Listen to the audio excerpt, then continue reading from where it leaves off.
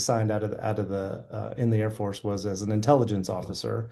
So I went to 6 months of training at San Angelo at Goodfellow, I guess is the name of the Air Force Base, at Goodfellow Air Force Base in San Angelo, Texas, and learned how to be an intelligence officer. And then the Air Force decided I needed to go to a cyberspace wing and do the cyberspace mission right outside of outside of that. And then at that time, cyberspace operations and that whole thing was just kind of starting to mature a little bit within the Air Force and within the Department of Defense at large.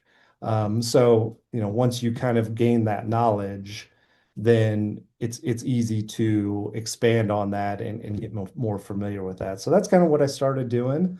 Um, What year was that about? that 2018? was '08 is when I went to, Oh, no, sorry.